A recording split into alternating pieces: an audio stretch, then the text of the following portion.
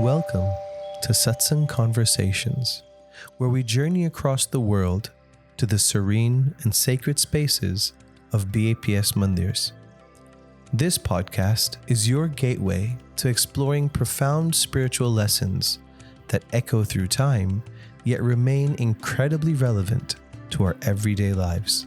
Each episode brings heartfelt discussions, wisdom, and insights that help us navigate the challenges of modern life with a deeper sense of peace, purpose, and connection. So whether you're seeking inspiration, solace, or a spark to light up your spiritual path, join us as we dive into conversations that uplift the soul and enrich the heart. This week, we travel to the BAPS Swaminarayan Mandir near Atlanta, Georgia, to join Pujya Shukmuni Swami and Pujya Munitilak Swami as they discuss lessons from the life and work of Pujya Premanand Swami. So, Akshar, a few days ago, you had asked me during the Ravi Sabha which Paramhans I was fond of. As you know, my background of singing. And I mentioned to you that Premanand Swami was someone who really touched me. And even today fascinates me, very intrigued by his devotion to Bhagwan Swaminarayan. And the reason behind Premanand Swami is that when you learn about his background, it wasn't a simple background like normal children grow up with. And after he was born, within a few weeks, he was abandoned by his parents. And then he was picked up by some couple who thereafter, they nurtured him, they raised him. And in his first meeting of Bhagwan Swaminarayan in Jetpur, as a youth, he was very taken aback by the aura, the divinity of Maharaj. And he then thereafter, again, he met Maharaj in Gadara. And that's when he decided that this is it, I want to stay here.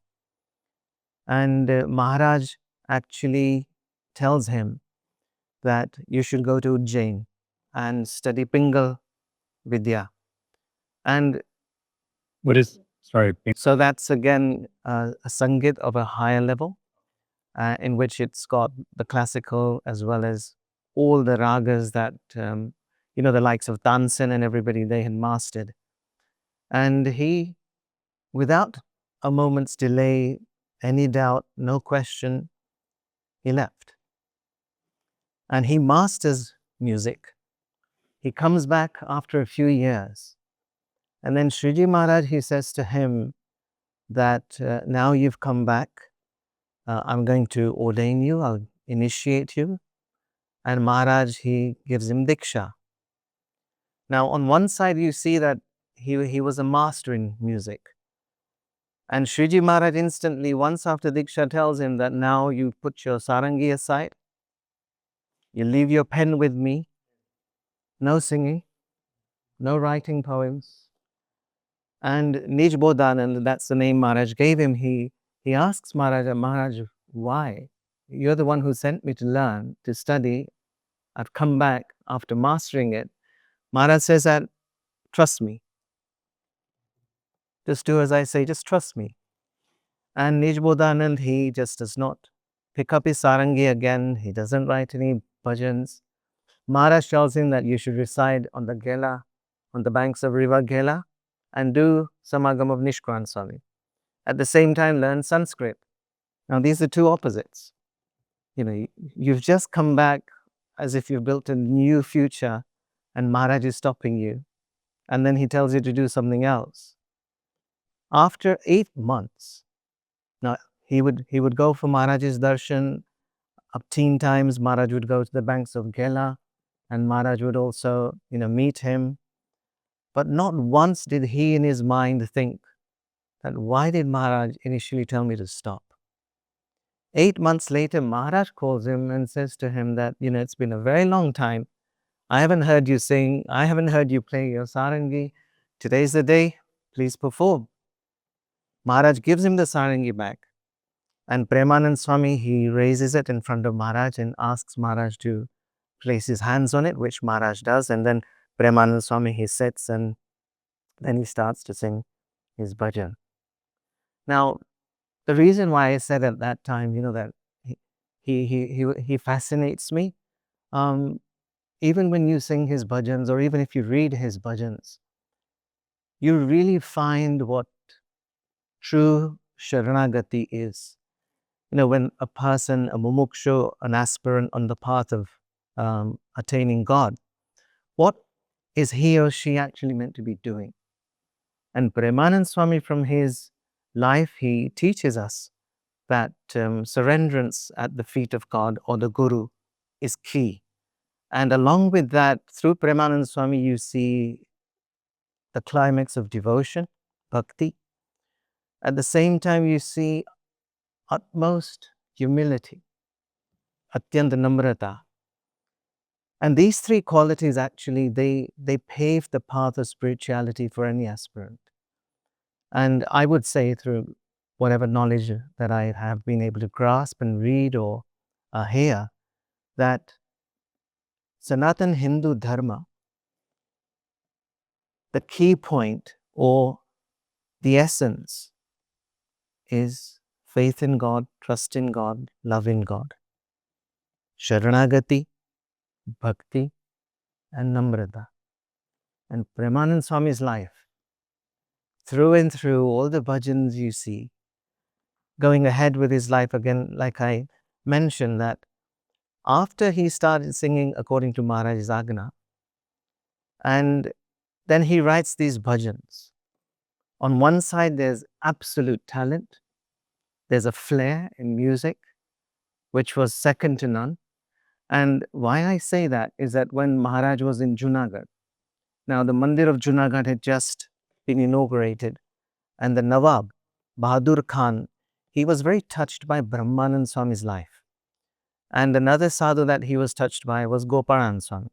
Because Maharaj had kept them both there, they would liaise in the construction of the Mandir. And Bahadur Khan, the Nawab, he was very, very happy to see these very pious, very, very noble, saintly souls. And he had a nice affiliation. The Pratishta then finished. The Nawab in his heart always felt that if these sadhus are so genuine, so pure, then how genuine and pure must the master be?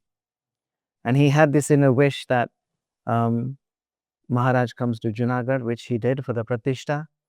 And then he invites Maharaj to the palace. And at the palace, Maharaj comes with the Paramahansas, the Bhaktos, and then the Nawab, the king, he offers Maharaj the throne to sit. Then he honors Sriji Maharaj with a garland, with gifts, etc., etc. And he has these special musicians of the darbar who are also seated there. And he had also told them that, we are inviting Bhagwan Swaminarayan and I'd like you to perform. And so they performed these wonderful ghazals in Urdu. And Maharaj was happy. Paramahansas were seated, Bhaktos were seated, they were also happy. But the Nawab then he says to Sriji Maharaj that, Maharaj, I've heard that your Paramahansas, they're also very good singers. Would you mind if they would sing to us? And Maharaj, he just looks at Premanand, just a look. And Premanand Swami immediately, instantly, he sings Ashko Diyari Ve. And the second verse is Dikhla Didar Pyara. Again, a famous bhajan which Yogi Charan Swami and santos have often sung and which we've sung as well. And the king is just taken aback. He's just, in the British way, gobsmacked. And he doesn't know that, wow, these swamis, these sadhus, these paramahansas, what talent they have. And the king, he's just got tears in his eyes. Premanand Swami, he's singing away, engrossed in Maharaj's murti, one with Sriji Maharaj. Even he's shedding tears and the atmosphere is just magical. Once he finishes, the king, he stands up from his throne He goes to Shiji Maharaj, he thanks him, then he goes to Premanand Swami and he starts prostrating before him. And Premanand Swami stops him and he says that, look, this is not right. Like there's a sarangi and there's a player to the sarangi, I'm only an instrument. And the real singer is Bhagwan Swaminarayan. Talent, ability, that he could please people. On another occasion, the same king, all these singers from Gwalior, they came to the darbar in Junagadh and they wanted to perform in front of him. So the king says to them, he goes, look, I've listened to Swaminarayan's Paramahansas, sadhus. I don't listen to any other Sangeet. If you're better than them, then perform. So they're just like puzzled as to what to do. And then the king says, look, you go to Gajara and sing in front of Bhagwan Swaminarayan. And before you do that, listen to the Paramahansas. If you're better than them, then you sing to Bhagwan Swaminarayan and then you come here. So these Gwalior musicians, it was something new for them. They weren't expecting it because they were like pleasing many kings and queens and ministers around the nation. And they go to Gajara. It's an evening atmosphere. Bhagwan Swaminarayan seated there under the limru. Paramahansas on one side, Haribhaktas on the other side. The Sangeetagna santos like Premanand, Muktanand, Brahmanand, they're also there. And the Gwalior musician group, they walk into the sabha. Somebody tells Maharaj, Maharaj, these special singers have come. Maharaj, he welcomes them, he seats them down, and he asks them that, why are you here? And they say to Maharaj that, we've heard from the king of Junagadh that your sadhus, they sing so well. Is there any chance that we can hear them right now? Again, Maharaj looks at Premanand Swami and he says to Premanand Swami, please sing. Now, look at the courtesy, the humility, the bhakta-panu. And when we mentioned earlier Sharanagati, he asks Maharaj, okay, Maharaj, which rag should I sing? And Maharaj, he says to him instantly, sing Rag Bhairav. So the Gwalior musicians seated in front, they started laughing that, hey, I don't think Bhagwan Swaminarayan knows that Bhairav Raag is meant to be sung specifically in the morning. And it's evening. And so they'd already given maybe 25 out of 100 that this is not going to work. And then Premanand Swami, again, without a moment's delay, he starts to sing the notes of Bhairav Raag.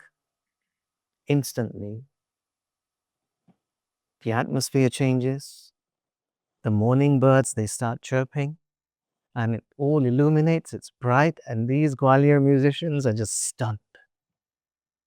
What were they just witnessing was something that never was imaginable. Going back, he had talent, he had intelligence, he had an ability, he had power in music, that he could change the atmosphere. But that same Premanand Swami, he could humbly say to the king that I'm nothing. Whatever it is, it's Bhagwan Swami. The bhajan, rasiya mein to Sharan tihari. I like that bhajan very much, and I personally feel it allows each one of us to sort of engage ourselves internally with Bhagwan Swaminarayan. And in this bhajan, rasiya mein to Sharan tihari, excuse my voice, it's not that good, but I'll try singing it. Ho Rasiyā, मैं तो शरण तिहारी,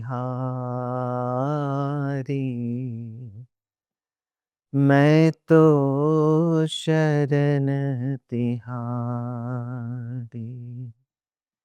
नहीं साधन बल वचन चातुरी, नहीं साधन बल वचन चातुरी, एक भरोसो, एक भरोसो, चरण गिरधारी, मैं तो शरण तिहारी. What does he say? हो रसिया मैं तो शरण तिहारी. Hey Bhagwan, I have come totally surrendered at your feet. But the next line is very interesting. Nahi sadhan bal vachan chaturi. That I don't have any strength in any of my endeavors. I don't have any power. Vachan chaturi, I have no eloquence. I have no clever words with which I can narrate or describe. Ek bharose charane girdari. That the one thing I know is that I have submitted myself in total. At your feet, I take your refuge. He says, I have no intelligence, I have no ability, I have no strength, I have no power, I have no eloquence. Look at the other two examples I gave earlier, singing in front of the Nawab and singing with Maharaj's Agana in Gujarat. He has so much, and yet he constantly felt that what I am is because of Maharaj.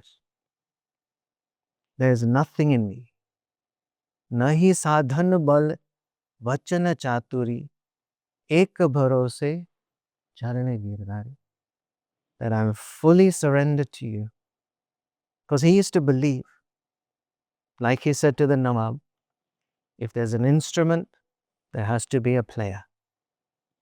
God has only made me an instrument, but Maharaj is the actual player. That's the humility I see, that's the Sharanagati I see, that's the climax of bhakti, again from this one line. The first two lines in that just one bhajan, one devotional song, one poem. And like you said, Swami, he's felt this kind of throughout his entire life. You can see that Sharanagati. It's not just giving, the way that he has given himself to Maharaj. There's an ease to which Premanand Swami is able to surrender and give himself to Maharaj. And with the Krishna Bhagwan example, I just think it's so with the Arjun example, where he has all this talent and all this skill, and he's able to, if what he's been training his entire life for is now in front of him, this war. He's a warrior, the war is in front of him, and all the talent, all the skill, all the training, this is when it needs to come to fruition. This is when he needs to be able to do it. And all of a sudden he's feeling the pressure of all of that. This, all these great words that everyone has told him, that no one can defeat you in 3 worlds, and you're going to be the greatest archer. That pressure is what weighs him down. And you gave the example, Swami, when in our life, that's the same thing. We're trained and we grow and we collect skills and accolades, and we try to, and then there's a point in time where there's a weight, the pressure of that weighs us down, and we're not able to move forward. And I think, it reminded me of this quote from Pramukh Swami Maharaj, where he says, if you take a pot of water and you put it on your head and you're walking, you're going to feel the weight of that pot of water. But instead, what if you just took a dive in the ocean? There's more tons and tons of water, and the water pressure is even greater than a pot of water, but you don't feel that pressure because you dove into the water being God himself, or the Ekantik Sant. If we surrender ourselves to the ocean being God or the Ekantik Sant, then you don't feel that pressure anymore. And I think that's the difference between what we can see in Premanand Swami's story and the shift in Arjun's story, when he finally says, Karishe vachanam tava, I'm going to do what you say, I'm going to surrender to your will. That's when you see this ease that takes over. And that's when the skill kicks in. That's when he's able to perform.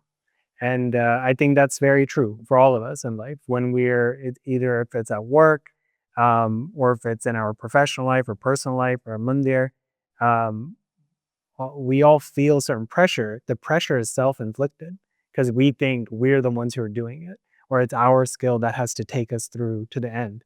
But I know in my personal life, when I have a difficult, presentation coming up in front of, some executives or some C-suite, level professionals, before I start a call or before I head into that meeting, I'll take a minute, I'll do prarthana, I'll think about Maharaj and Swami, and I'll just remember, okay, whatever I am is due to them. Whatever is going to happen will happen due to their grace, due to their will.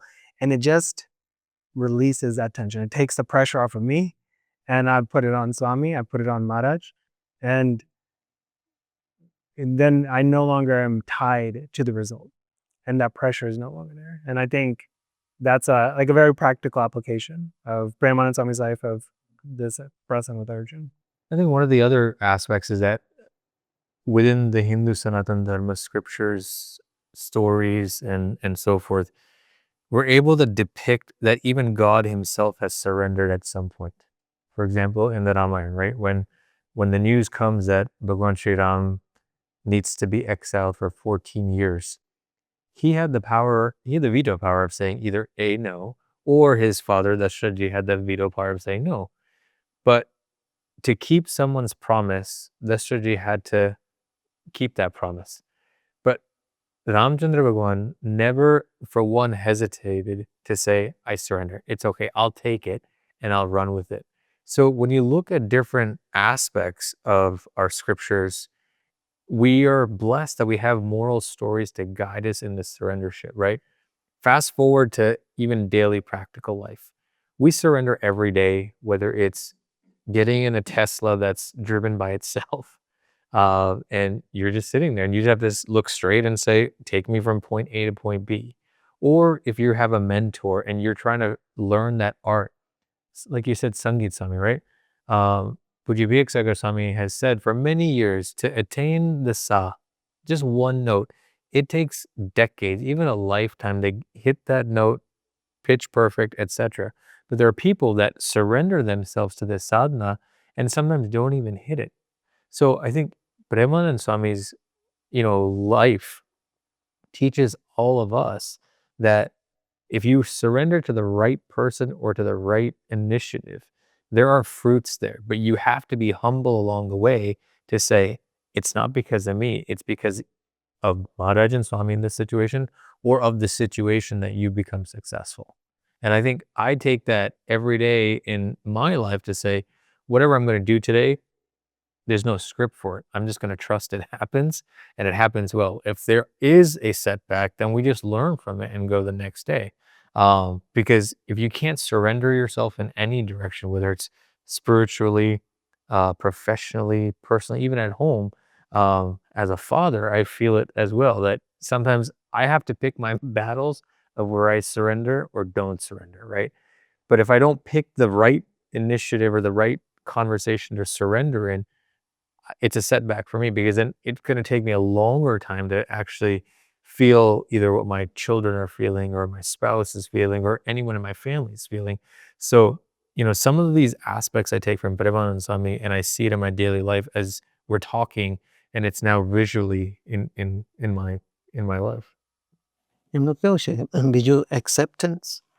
In reality, when something happens, we don't accept it. For example, you have a failure, then you always want an answer that why did that happen? I did everything. But just accept it. Look, you failed. Or we want to blame somebody else. Or you want to blame somebody else. Yeah, there you go. Yeah.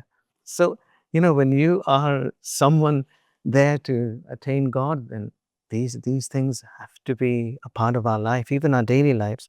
Even as grahasthas, householders, day in, day out, some things, they don't happen your way. You've bought a new house and you've started living in the house and the roof leaks. I'm going through that, by the way. Oh, you are? Thanks. And then the roof leaks. What happens? What do you do? You put a tarp and you do it every night that doesn't leak anymore.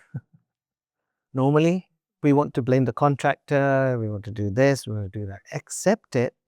Do the needful. If you accept, you won't have arrogance. If you accept, you won't have impatience. If you accept, there will be a smoother way you can answer the issue at hand. And Premanand Swami, કોઈ question નહીં સ્વામી. એટલે હું કહું છું ને કે એને અંતરની અંદર કેટલી બધી મહારાજ પ્રત્યેની કે જે કાંઈ થાય છે ને એ શ્રીજી મહારાજની ઈચ્છાથી જ થાય છે. Swami, I want to throw a curveball of a question to you Pujya Santos at the moment. And that, understand surrendering in different ways. What made you or inspired you to surrender yourself to Pramukh Swami Maharaj at the tender age of your teenage years at that point? I think I really don't know, but the one thing I know was the selfless love that he showered upon. I'm talking about myself personally. Whenever he came to the UK from 1970 onwards, every trip 74, 77 and 80, Yogi Bapa in 70 and Pramukh Swami 74 onwards. But I never thought twice that, I feel young or will I fit in or not. Like I said, the satsang was in our house and we were told that Bhagwan will look after you, the Guru will look after you if you remain to be theirs. Like Premanand Swami, at the end, he says, Nija jana jani sambharoge pritam. Sing it. So this budget has many rags to it. So choose your rag. That's the beautiful power of rags, right? निज जन जानी संभालोगे प्रीतम प्रेम सखी नित जाए बलिहारी हो रसिया में तू शरण तिहारी. So निज जन जानी संभालोगे प्रीतम. के Premanand Swami is saying that Maharaj, understand me to be yours. Nijajan, your own. Nijajana jani sambharoge pritam, look after me. Like a mother, even if the child is very young, she will look after him, whatever mistakes he may make or she may make, or whatever good or bad she or he does. The mother, the father will always look after their child. But Premanand Swami had that faith. Like I mentioned, for us, we were taught that God will look after you, the Guru will look after you. Then you don't have to worry. Premanand Swami na bhajan ma pan e jayo, nij jana jani sambharoge pritam prema sakhi nitya jaye balihari. That I sacrifice myself in totality with devotion, with surrenderance, with my whole heart. And then Maharaj looked after him. Amara case, I'm sure, Swami, all our 1200 sadhus, we feel it so deeply that Maharaj, Bapa and Mahant Swami are looking after us each step of the way. It's a given, I think, even for Hari Bhaktas. But Amne Santone to, when we've renounced the world, and then Bapa, he has never let me feel hopeless or lost or alone. Never. Very similar to what Pujya Shukmuni Swami is saying, but I'll go a little bit deeper. As both of you know, Swami knows also that through my process, I was in sadhak for 5 years before getting Diksha in 99. And so that entailed many health concerns or health reasons why I had to go to Bombay and Saranpur and Ahmedabad and Gandhinagar and different places. And through this process, the doubt does creep in one's mind, because when you're not well, when you're,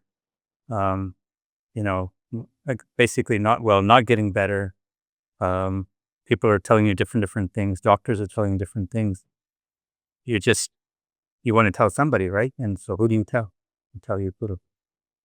And so after many trips, and we were in Gondal, we had a chance to go to Gondal with Bhairav Raag Swami. And this was after Ankut. So he goes to Pramukh Swami, and I'm sitting next to him. He goes, Swami, a Saranpur, abhyas bagade che. he's not able to stay in Saranpur to do his studies. He keeps having to go in different places. Why are you making him go through all of this? And Swami, he looked at both of us and he goes, Ade rognu garche. The body. Typical Bapa. Right? Typical Swami, right? Ade rognu garche. The body is a house of disease. And it wasn't the first time he said it. He said it to me a few years before in 90, after 95 Samayo, in 90s. Yeah, 95 Amrit Motso, because Evakate, and that time we sat down to decide what are we going to do? He said, you stay. So, and we just looked at him. Again, what do you say to that? And he goes, Jo, cataract operation. He did this. We know that he had to take a tumor out of his top bun, right? He goes like this, arthritis, and things like that. Bun, sometimes it doesn't set, right? And it, fast forward a few more years of treatment and things like that. And he helps us understand that you have to surrender to his will. You have to surrender to his will. And that's not, in the result of that, it's not diksha, but for us to understand by going through all of these different obstacles and hurdles, I was able to come to realize that Sharanagati is one thing, but karta, he's the controller of everything and everyone. And, after being told that diksha is happening and things like that, I made a promise to him as well at the same time that, hey, there'll never be a doubt, what you've done. Now I understand the purpose of what I had to go through the fight. So everyone has their thing, but he always looks after. And I was a sadhak. Think about that, right? Who was looking after the airfare, not the airfare, the train fare, the bus fare, the doctor bills and things like that. Before I got to Bombay, there'd be Swami had already called him or had written him a letter to Kotai Swami that he's coming, take care of everything. And that's before Diksha. Think about that. So, when we say that the Satpurush is looking after all 1200, it's not beyond 1200. It's all of the whole entire Satsang Samudaya as well. We've all been blessed since almost birth or a young age to have that opportunity to be in Swamishi's presence, whether it's in a sabha, whether it's one-on-one, whether it's through shibirs, etc. And while not worthy, but lucky, I was able to feel that love for many years. Anytime I met Pramukh Swami Maharaj, whether I went to him or he came here, wherever it is, he would always say, "Aradu aiyo." And even just 2 or 3 years back, Premanand Swami, who's in Ahmedabad, who was Bapa's reporter for many years, he told me the prasang that whenever you would come from US, Baba would always make sure the night before, he remembered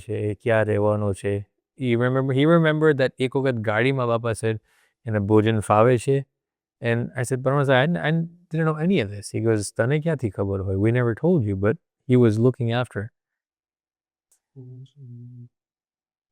I was sharing a story of my own, a prasang with Mahant Swami Maharaj of my own.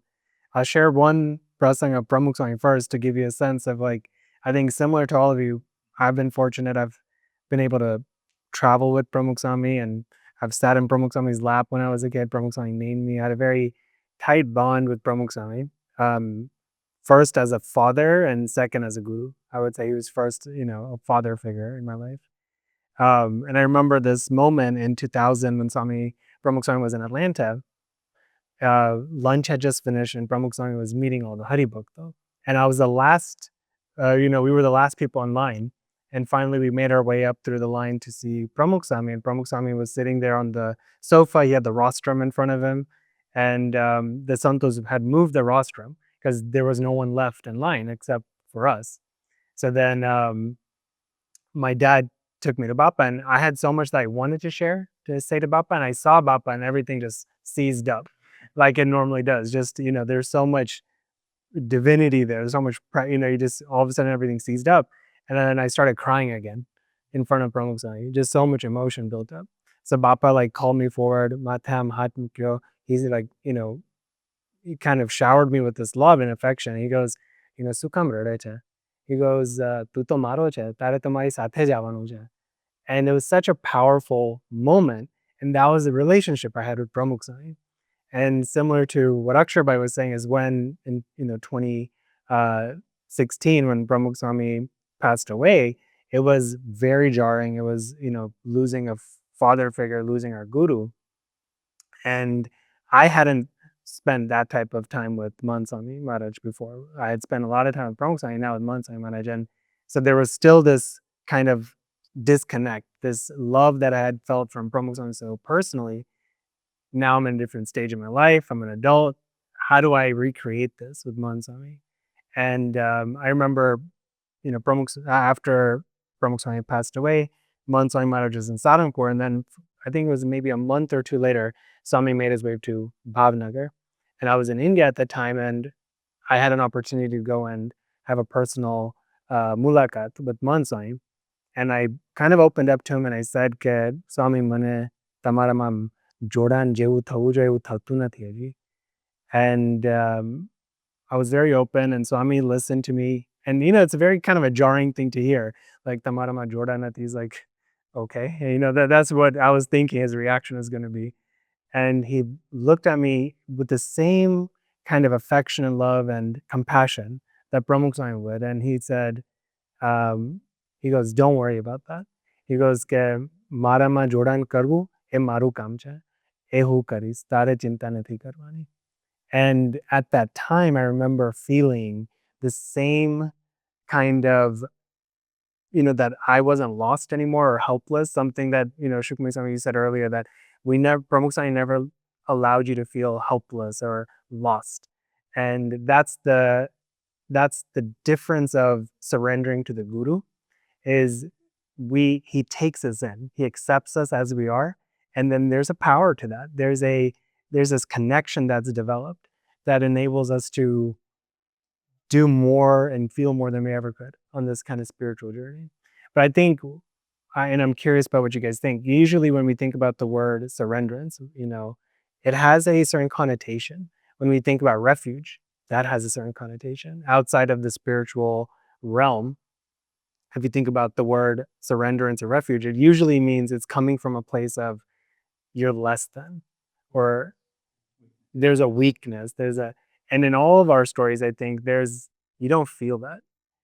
I'm curious what you guys think about that idea of, what's the difference? What do you guys, what's the difference between surrendering in our day-to-day lives? Aksharbai, you mentioned we have to surrender every day, either to our bosses or to our wives or to our family in some way or the other. But when we give ourselves to the Guru or to God, something's different. What do you guys think about that? I think it's a strength rather than a weakness. Because you have that faith at the end of the day that he will only do your good. When is a person weak, or when is he feeling uncomfortable, is when there is that little fear. When we surrender as a bhakta to God, it's with faith and trust that he's not going to lead me astray. Whatever he says to me, it's only going to do my good. And at the end of the day, if he's the doer, like Premanand Swami in the bhajan and his prasangs, he shows to us that if the Guru is the doer, and even then, he believes that he's nothing. Bhagwan is the doer. And that's a remarkable concept. It's a reality. કે એ પોતે નથી, જે કહે છે ભગવાન જ છે, એવું ગુરુ પણ માને છે. Why I say this, a question that you just asked, this may help answer it. Many years back, Professor Raymond Williams, he was writing that book, Swaminarayan Hinduism, A New Face of Hinduism. And then it was going for its second edition. and he asked many questions to Pramukh Swami. He was traveling in South India that time. And in one of the questions that he asked Pramukh Swami is that, Swami, it's very strange that, you, to Pramukh Swami, he's saying that you are a sadhu. You have not educated yourself in the worldly way. You haven't gone through 10th grade or even 11th and 12th, or leave alone university.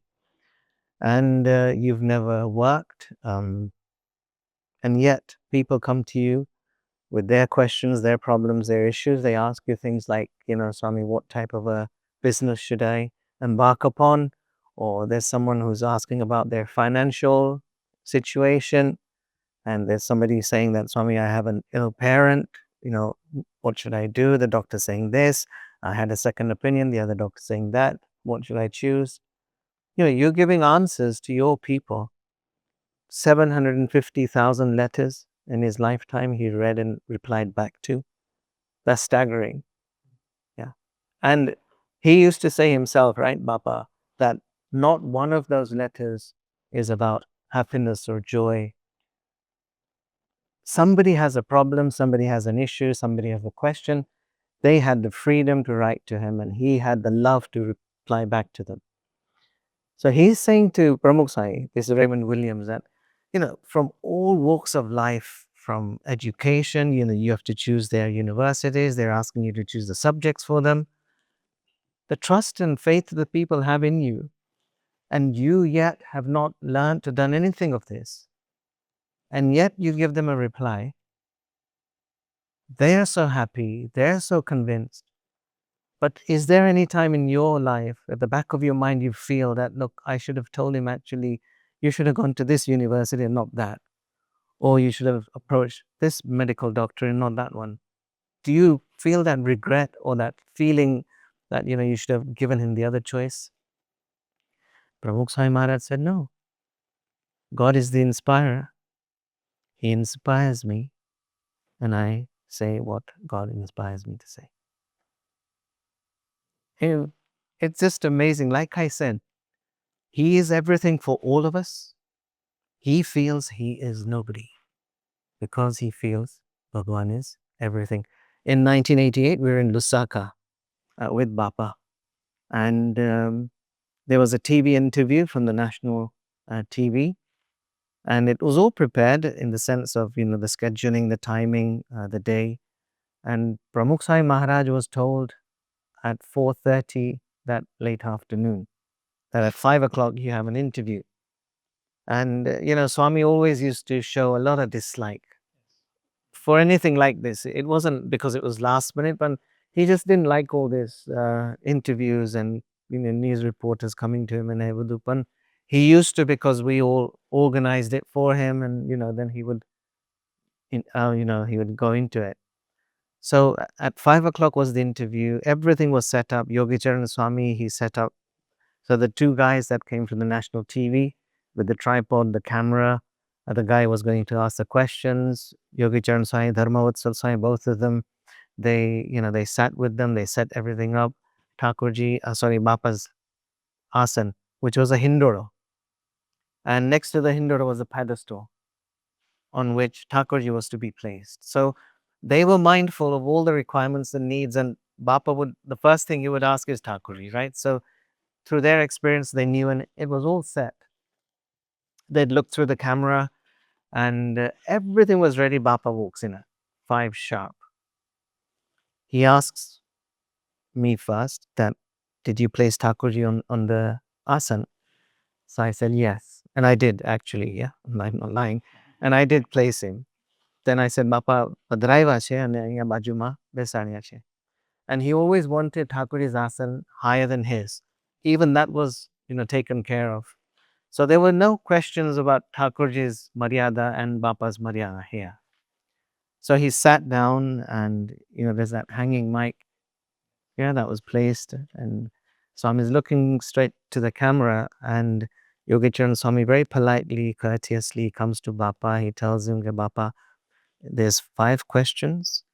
He will ask in English. Dharmavatsal Swami will translate to you in Gujarati. and you reply back. Tamara camera ma joવાનું છે. Very simple instructions, nothing more. Bapa was habituated by this anyway. There was nothing new. And then Swami sat, he's facing the camera, he's looking, and the person, the reporter asking the questions was sitting there. Santos were close by. Dharmasal Swami was out of the camera angle, but near Baba. And then the crewman, he says that, ready? And everyone says, yes, he's ready. So he goes, 3, 2, 1. Before the guy could finish the one, it's like, oh, bore. And everyone's like, alarmed, what's happening? And they get, Bapa suche. Swami ke Thakurji dekhaish? Thakurji dekhaish? So everyone said, Bapa, look, everything's been taken care of. Yogajan Sai personally came. He told him, Bapa, maid joyu che, Thakurji dekhai. So I ke emne. So ke Bapa ke. Swami ke jare zoom kare. Tyare Thakurji dekhai. When the cameraman zooms in, can Thakurji be seen then? He goes, na Bapa, ye to na dekhai na. Ye to pashi tamai dekhao. So Swami ke man Thakurji at khoda mapo. Give him on my lap. So they said, Bapa, why? Swami ke zoom thai ne, to Thakurji dekhawa જોઈએ. Swami, એટલું બધું detail. હવે આખો પ્રસંગ પોતું 5 ઓલા પ્રશ્નોનો જવાબ આવી ગયો. Everything ended. He blessed the 2 cameramen and the reporter. And then Swami went back into his room. And, later that evening after dinner, Santos was sitting there. They asked him, Bapa, tame Thakurji nu bahut dhyan rakho. You look after Thakurji so much. And Pramukh Swami says, ke Thakurji apru dhyan rakhe. God is looking after us. Swami said, we are nothing. If people see Thakurji, God in the TV, the whole nation will be happy. People's lives will be more prosperous and progressive and happy and peaceful. Everything and anything, it's God, not us. So like I said, for us, we have that utmost trust and faith in Him. But He je faith chene, His love and trust e Bhagwan che. And that makes you feel that whenever He says something, whether we understand it, comprehend it, if it's something that is out of our bounds and we can't accept it, but we have to believe for a fact. કે એ ભગવાન એમના દ્વારા બોલે છે અને જે કંઈ મને તમને કહે છે ને એ આપણા સારા માટે જ છે. Whether we like it or not. And that, like you mentioned, surrenderance. True surrenderance is not just physically giving yourself. It's giving your mind and your soul together. Now that's not weakness. That is not at all weakness. There's a strength. Because then God takes over. The Guru takes over. So that which all of us know. Yeah, sorry. So what you just illustrated, I think there's one word that we're all used to would be karta-panu. Is that kind of fair to say? Yeah, definitely. The all-doer.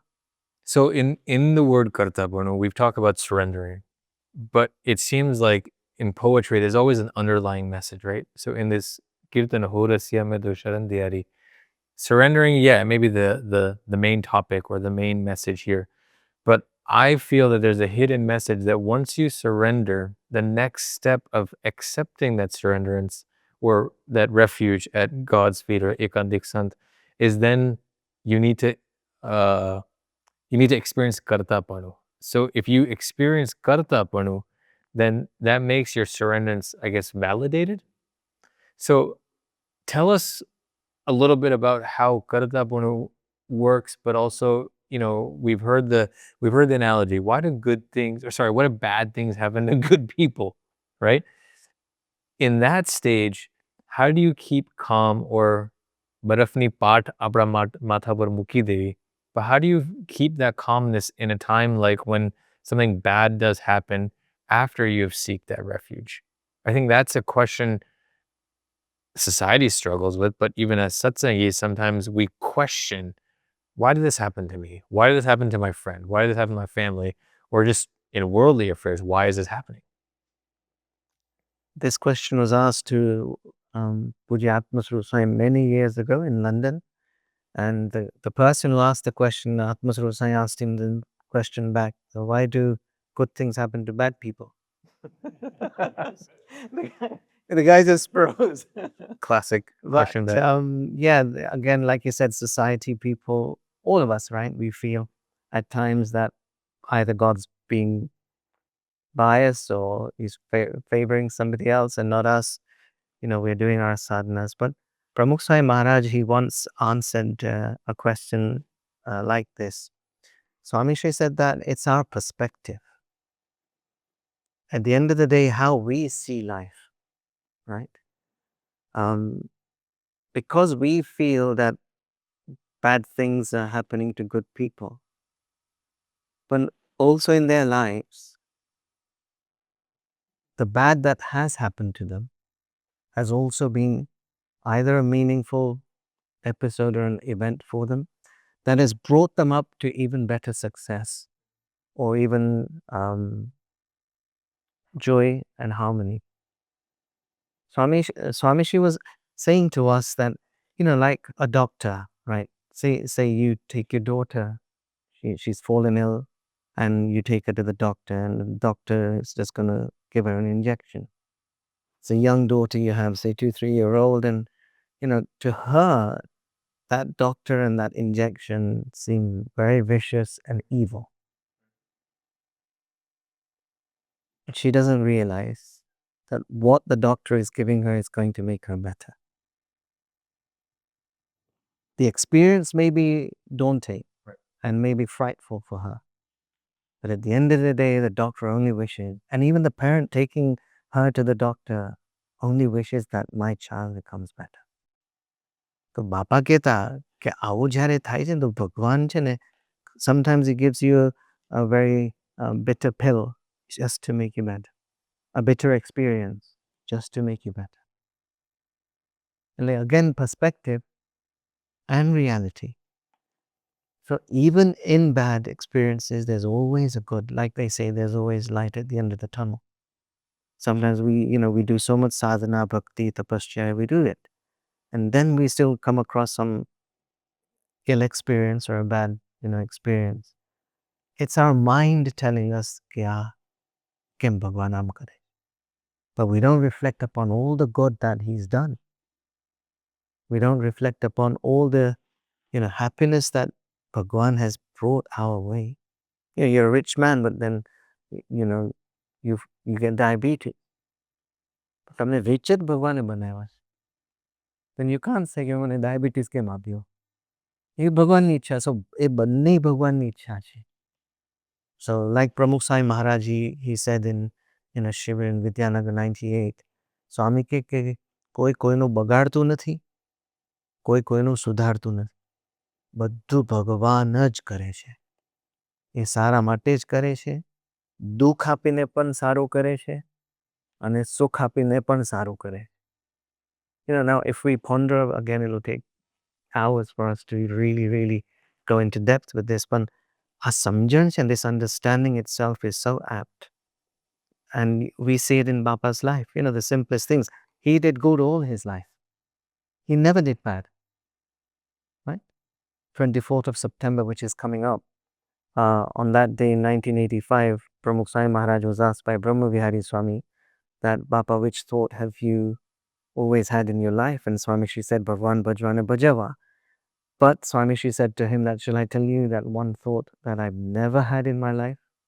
And we all know the prasang in which Pramukh Sai said, ke mane kyare koinu ahit karano vichar nathi avyo. That I've never had the thought of hurting or harming anybody in my life. Now when you think of that, Pramukh Swami Maharaj, genuine, doing good of all, thinking good of all, even he had to go into a bypass operation. Why? At that time he didn't feel કે ભગવાન મેં મહારાજ બધું સરસ જ કર્યું, તમારી આજ્ઞા પ્રમાણે રહ્યો, શાસ્ત્રી યોગી બાપાને રાજી કર્યા છે. I've looked after all your Hari Bhaktas. And why me? And Swami, at that time he even said કે આ ભગવાનની ઈચ્છા. કે એ પણ ભગવાનની ઈચ્છા છે. When you say why do bad things happen to good people, he was the best. And yet something like this happened. Swami operations ni wat Swami kari, abadi kari. But even reflect in the world. There are people who feel that we are answerable to God. Like Arthur Ashe, right? Arthur Ashe, the tennis player. Unfortunately, he contracted AIDS through a blood transfusion. And, the world got to know that he had AIDS, and being a Wimbledon champion, he was a hero and a model for so many youngsters around the world. Even we've seen him play when we were back home. And, one of the letters came from a girl to him that, why did God choose you for this illness? Why you? And he's written a wonderful reply, which it's quite long, but I'll just shorten it. He replies back saying that in the world, 5 million people, they start playing tennis. And then he breaks it down, 500,000, they learn tennis. 50,000, they go into professional tennis. 5,000, they enter Grand Slams. 50 go into Wimbledon. 4 go into the semi-finals. And only 2 in the finals. And 1 winner. So when I held the prize, the trophy of winning the Wimbledon, I did not ask God, why me? So I should not ask him now, God, AIDS, why me? Look at the perspective. A very nice person, something bad happened to him. He didn't lose his faith. In the end of the day, like Pramukh Swami said, good and bad, whatever happens, success, failure, happiness, misery, anything and everything, એ ભગવાનની ઈચ્છાથી જ થાય છે, ગુરુની ઈચ્છાથી જ થાય છે. It's funny you bring up, known names. Just a couple of weeks ago, I was reading something on Nelson Mandela. Unfortunate, he was imprisoned for many years in South Africa. People actually visit his cell to understand a little bit better of what the living conditions were like. But I think what I read, and don't quote me on this, is that he was confined roughly in about a 5x3 or something very small, no more than 15, 20 square feet. And the day he was going to be released, a reporter asked him that, you're being released today. And when you walk out of this cell, a normal man would walk out with grudges, resentment, and a plan of retaliation in different formations, etc. What are the thoughts crossing your mind when you were exiting this cell? He said, I'm leaving it all in the cell, because if I don't leave it there, I'm not going to be a changed man, and whatever's happened has happened, and I need to now progress into something else. After he leaves the cell, he also comes to India and visits the Gandhi ashram, from what Brahmir Swami mentioned to me once, that he wanted to find solace or be in the presence of those who fought for the righteousness or right cause, and feel their pain, but also feel their positivity. And it's, to your point, Arthur Ashe, Nelson Mandela, and then I'm sure there's numerous other people. But if you walk away with that resentment, where you can't come to the notion that whatever has happened, things happen for a reason, right? That quote is very famous. Whether you believe in something, God, sun, or not, everyone says it happens for a reason. And it's just fascinating to know that our guru, or gurus, I should say, all the way from Bhagavad Maharaj, Shastri, Yogi Maharaj, and even to now Mahant Swami, that whatever's happening is the wish of Bhagwan and the Ekantik Sant. One thing that's interesting about our principle or concept of sarva-kartā-panu, this is a Sanatan Dharma concept that Bhagwan, God, and his Ekantik Sadhu, they're sarva-kartā, they're all-doers. But we never take that statement on its own or alone. In Satsang Diksha as well, Mahant Swami Maharaj, and you said it as well, it's become part of our just vernacular, is that whatever is happening due to God's will and his ichcha. And જે પણ કંઈ થાય છે એ મારા સારા માટે થાય છે, મારા હિત માટે થાય છે. Whatever is happening for my betterment. And so in our the way we've grown up in satsang, thinking about it, the way that it's to be understood from our scriptures, the way Mahant Swami Maharaj is documented in Satsang Diksha, it's never just that God is the all-doer.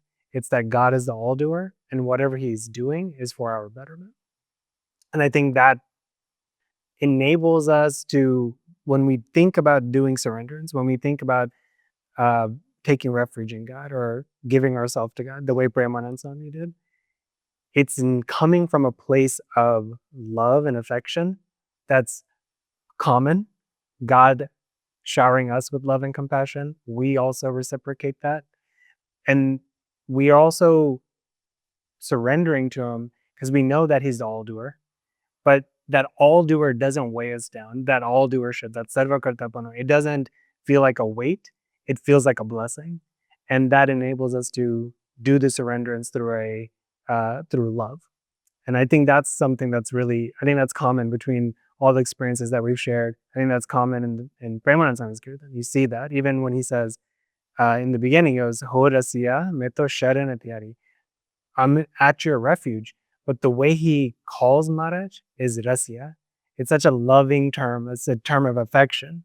He's not saying something like, oh, I'm subservient to you. It's, I love you and I'm surrendering to you. And I think that's a very interesting concept of how we think about sarva-kartā-panu and our Swaminarayan Siddhanta. So, as Rashmi just, I think, ended quite nicely, the things that we learn from Premanand Swami's life, as we mentioned, is firstly is the deep humility. That's what Pramukh Swami used to say is the first step of satsang. You have to be very humble because not everything you see here or outside will always fall in your liking. So humility is very important, and Premanand Swami's bhajan, like he mentions in between, "May ati dina barak tumma sharane." Okay, all of us are like a humble child in front of God, in front of the Guru. That's our first step. The second we learn from the bhajan, as he mentioned, is nahi sadhana bala vachana chaturi. That, pure surrenderance you see in that couplet, in that 2 lines. We have to surrender ourselves in totality, mind, body, and soul, and at the same time be totally wedded to God, that He is the doer. That whatever happens, good or bad, it is done with the will of God, with the will of the Guru. And as I mentioned, that they only do everything and anything for our good and our benefit. As you said in Satsang Diksha as well, Mahant Swami Maharaj no shlok che. So Sharanagati is a blend of humility and fullest acceptance of the kartā-panu of God. And if that is a part of our satsang life, it not only helps us progress in satsang, but even in our daily lives, wherever we are, I'm sure through the blessings of Bhagwan Swaminarayan, Guru Hari Pramukh Swami Maharaj, Guru Hari Mahant Swami Maharaj, all of us, we will be happy always. Karan ke Pramukh Swami Maharaj, he once said ke Shiji Maharaj ne karta harta samajva, એની અંદર અનંત સુખ છે. And then he also said કે એ જ પરમ સમજણ છે અને વચનામૃતની અંદર એ જ પરમ કલ્યાણ છે. So Premanand Swami has been a shining example for us, I think. And you said to me why I was fond of him. I do think that there's so much you and I can learn from his life, and we pray at the feet of Premanand Swami as well as our gurus and our Ishtadev Bhagwan Swaminarayan, that we can all together help each other through these goshtis, these moments of satsang, to better ourselves day by day, earn the rajipo of our gurus and the sakshatkar of Bhagwan Swaminarayan. Shri Swaminarayan Bhagwan Ni Jai.